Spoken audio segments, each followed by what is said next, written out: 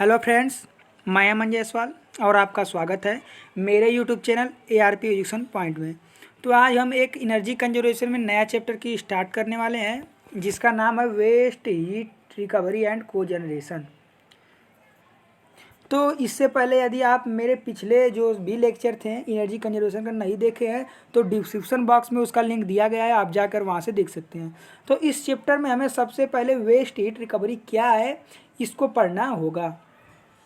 तो waste heat क्या है सबसे पहले जान लेते हैं कि अपशिष्ट ऊष्मा वह ऊष्मा है जो कि ईंधन के जलने की क्रिया और रासायनिक प्रतिक्रिया से उत्पन्न होती है, जो वातावरण में एकत्रित होती है तथा भविष्य में उसका उपयोग नहीं होता है, बल्कि व्यावसायिक और आर्थिक दृष्टि से इसे पुनः उपयोग हम कर सकते हैं।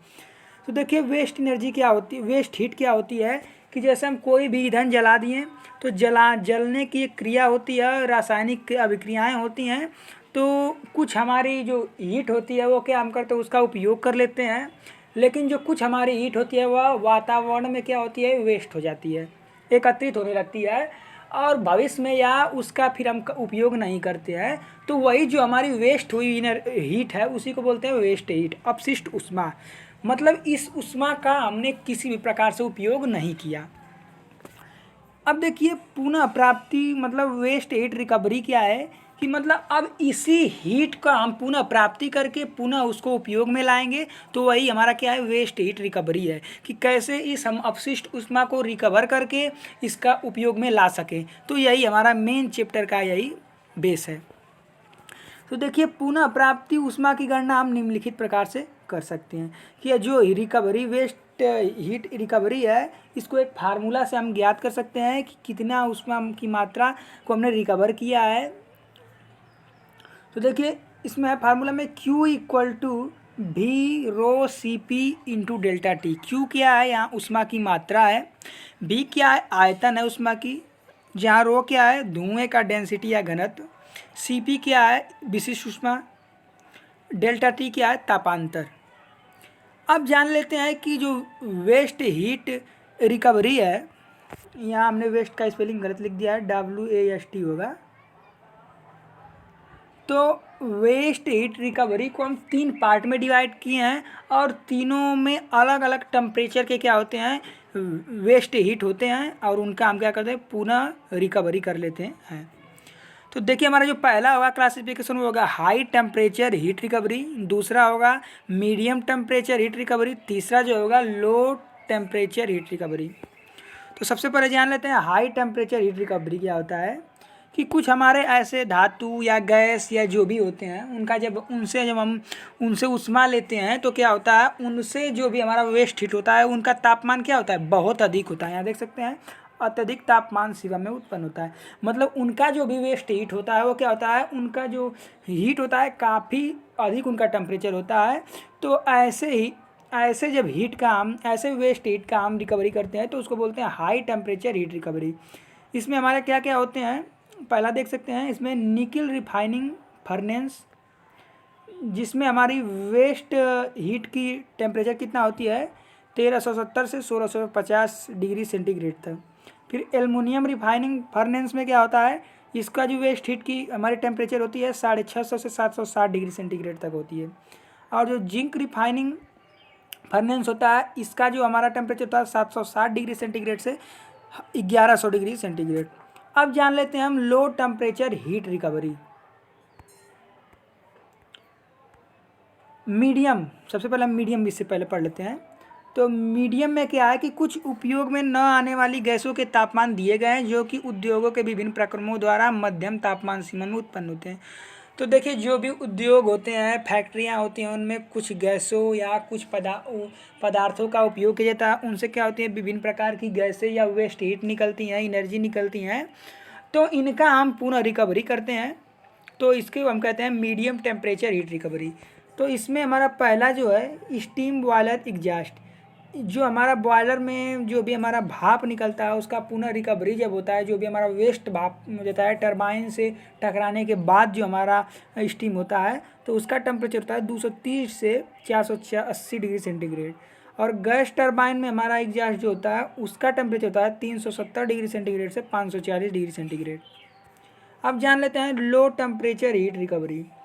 तो इसमें हमारा पहला रहेगा प्रोसेस स्टीम कंसनट्रेट, मतलब जो भी हमारी भाप होती है बॉयलर में हम क्या करते हैं भाप बनाते हैं, जब भाप बना लेते हैं तो इसे टरबाइन चलाते हैं, हमारी ऊर्जा उत्पन्न होती है और फिर जो भी हमारी जो भाप है जो व्यर्थ चला जाता है वो क्या होता है आगे एक हमारा सिलेंडर लगा होता है, उसमें क्या होता है वो संघनित होता है, कंडेंसेट होता है, संघनन उसका होता है। तो उस संघनित भाप का जो टेम्परेचर होता है 55 से 88 डिग्री सेंटीग्रेड होता है। बियरिंग, हमारा पंखा में बियरिंग होता है, मोटर में बियरिंग होता है, तो वह क्या चलते चलते क्या होता है गर्म होता है, तो वही जो हमारी हीट एनर्जी होती है उसकी जो टेम्परेचर कितनी होती है 32 से 88 डिग्री सेंटीग्रेड।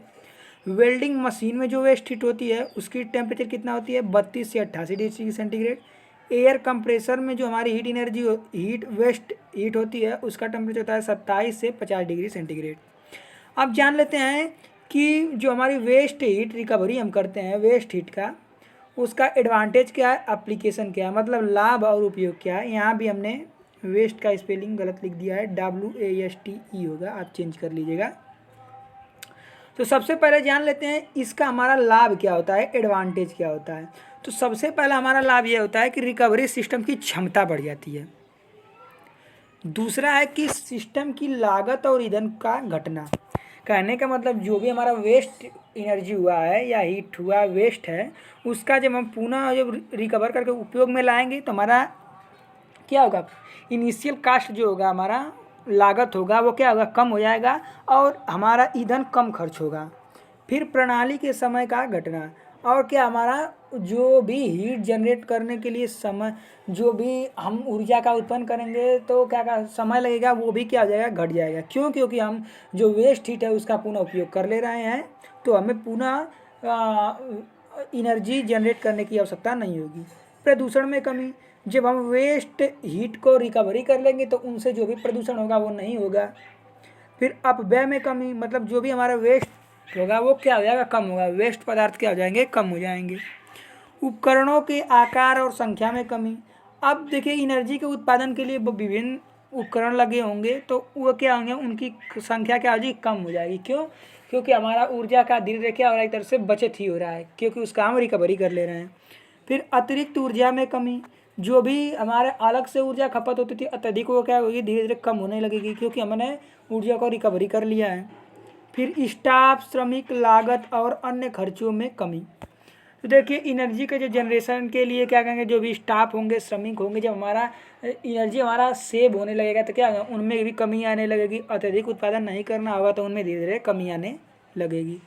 इसके बाद हम इसका एप्लीकेशन पढ़ लेते हैं कि क्या इसका एप्लीकेशन है।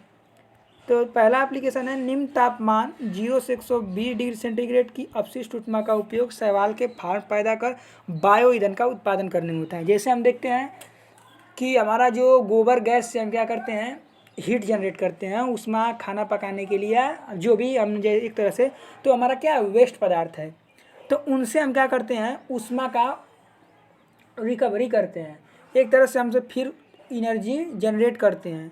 तो ये हमारा एप्लीकेशन हो गया। फिर है दूसरा, इसका ग्रीन हाउस में प्रयोग किया जाता है।